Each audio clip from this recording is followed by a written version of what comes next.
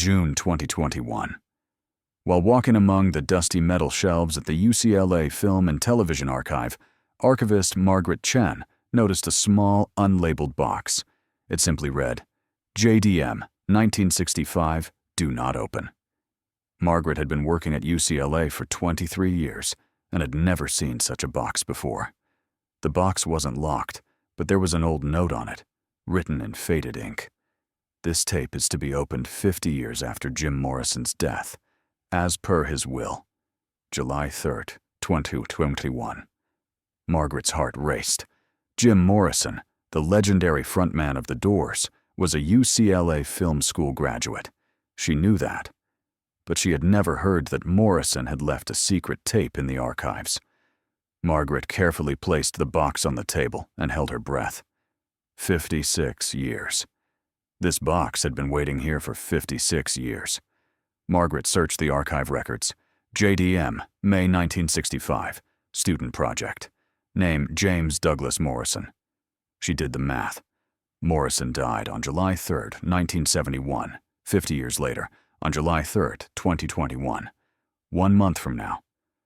Margaret immediately reported it to the UCLA dean's office, and the news broke. The media went wild. Jim Morrison's secret tape had been found. Everyone was asking the same question. What was on the tape?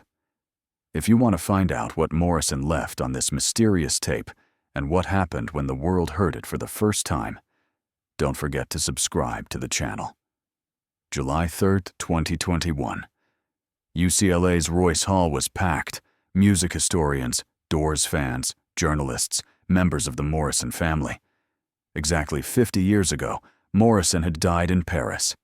Now the message he left at UCLA would be opened. A metal box was brought on stage, and a photo of the tape was projected. UCLA Archives Director May Hong came to the microphone. Jim Morrison left this tape in May 1965. He said it would be opened 50 years after his death. Today is that day. The lights went out. The technical crew set up the old reel-to-reel machine, loaded the tape, and pressed play. The first 5 seconds were silent. Then Morrison's voice came, young, 21 years old, from 1965. This is the end, my only friend. The end. Familiar words. Everyone knew, the end. But then Morrison continued, and lines no one had ever heard came. But the end is not death. The end is birth. The end is the father killing the son becoming the father, the wheel turning forever. The room froze. Was this the end? But there was no melody, no music, just Morrison's voice. And the words were completely different from the recorded version. Morrison spoke for 30 minutes on the tape. Some parts were whispers, some were shouts, some were tearful. The Oedipal part in the recorded version of The End, Father, I want to kill you, Mother, I want to, was only a small section on this tape. On the UCLA tape, Morrison read letters to his father, mother, brother, sister, himself, death, God, America, and the Vietnam War. Some parts were recognizable, but most were completely new. In the section about his father, Morrison said, Admiral Morrison, the man who commands ships, the man who never sees his son, the man who is afraid of poetry, afraid of truth, afraid of me.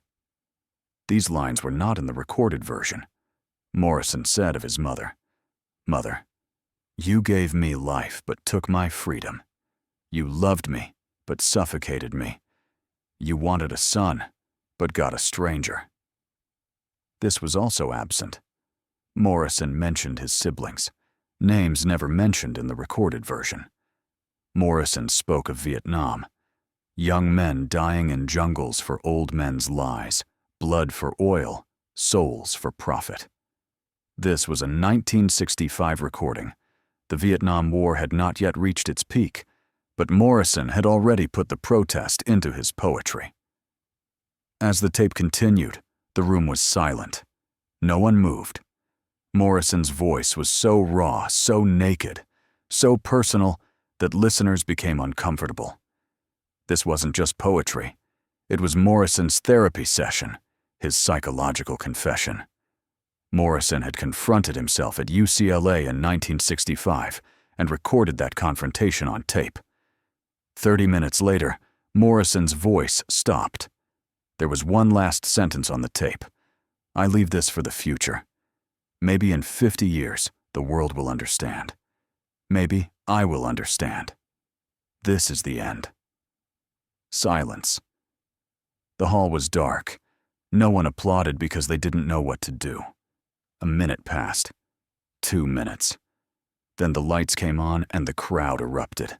Some applauded, some cried, some sat in shock. Mei Hong turned to the microphone and explained. What you just heard was the original version of Jim Morrison's poem, The End. Morrison recorded it in May 1965 when he was a student at UCLA. 2 years later, in 1967, the Doors put the same poem on their album, but it was an 11-minute version. This tape is 30 minutes, and the content is completely different. A reporter asked, "Why did Morrison hide this version?" Mei Hong replied, "Morrison's note says, 'This poem is too dark, too personal, too real for 1965. Maybe in 50 years the world will be ready.'"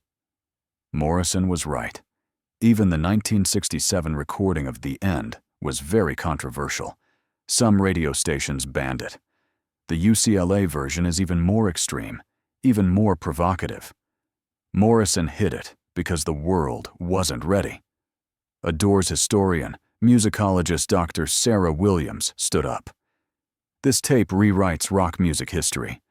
We always thought The End developed with the Doors in 1966. But now we see that Morrison wrote this poem before the Doors, recorded the full version at UCLA.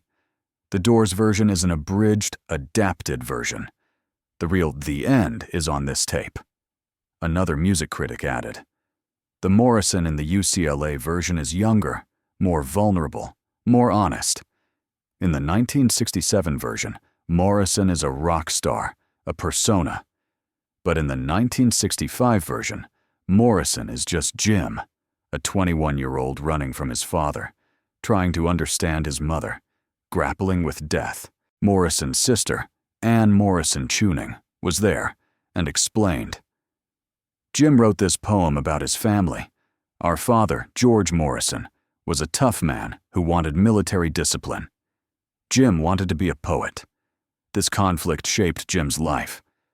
On the UCLA tape, Jim confronts his father. He never did that openly. After the event, UCLA began digitizing and analyzing the tape. Sound engineers cleaned the tape, reduced background noise. Musicologists analyzed every line, compared it to the recorded The End. The finding was that only 30% of the content was common. 70% was on the UCLA tape, but hadn't made it onto the 1967 album. What had Morrison left out? The darkest parts. Morrison addressed his father as Admiral, offering harsh criticism. This was cut in 1967. Morrison described his mother as suffocating. This was also cut. Morrison talked about his brother Andy, recounting childhood memories. This was also absent from the recorded version.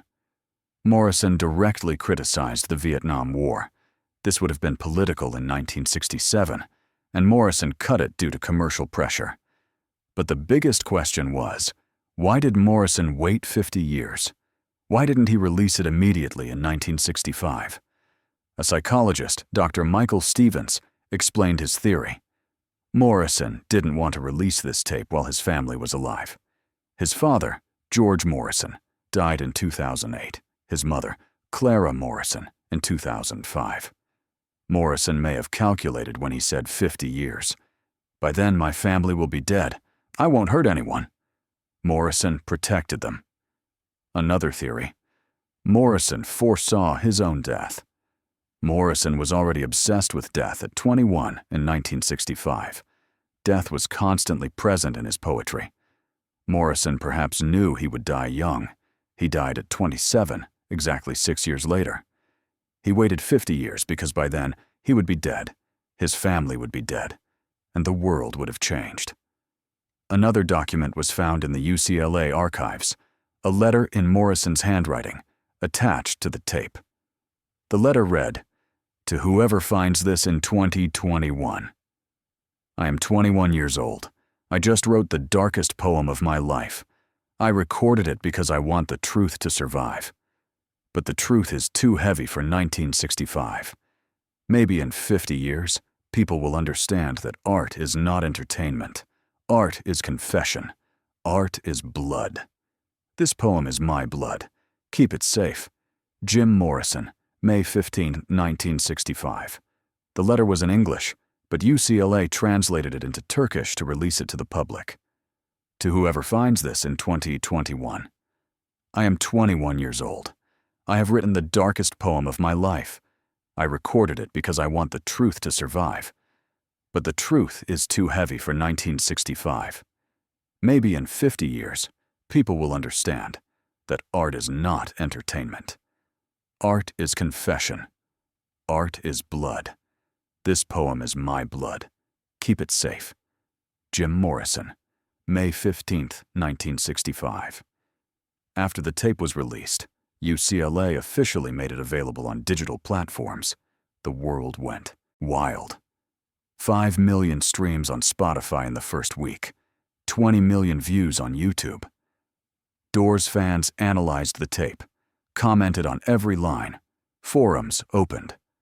Some found the UCLA version superior to the recorded version. This is the real Morrison, uncensored Morrison. Others were uncomfortable. Morrison should have kept this hidden. It's too personal, disrespectful to his family. Morrison's family had mixed reactions. His sister Anne supported it. Jim wanted this. He waited 50 years. Now the world is ready. But some of Morrison's relatives were angry. Jim disparaged our father. This is unfair. The music industry was also affected. Many artists were inspired by Morrison's UCLA tape. Some released their own secret recordings, tracks they couldn't release due to commercial pressure. A trend began, the authenticity movement. Artists demanded less censorship, more reality. Even 50 years after Morrison's death, he was still influencing the music industry. Universities added the Morrison tape to their curricula. Psychology, literature, music departments. Morrison's UCLA tape, Art and Confession courses were launched. Students analyzed the tape, examined Morrison's Oedipus complex, and discussed his relationship with his father. And the most significant impact, people listened to The End again. The 1967 recorded version took on new meaning. People now knew what Morrison had hidden and what he had left out in that song. The recorded version was the tip of the iceberg. The UCLA tape was the massive mass beneath the water. Morrison had poured out the whole truth onto the tape in 1965. In 1967, he had made a marketable version of the truth. And 50 years later, the world finally heard the whole truth. Morrison was right. In 1965, the world wasn't ready. But in 2021, the world was ready. And Morrison's words were still powerful, still disturbing, still true. Because as Morrison said, art is not entertainment. Art is confession. Art is blood. And Morrison's blood waited 56 years in the UCLA archives, finally spilling out into the world.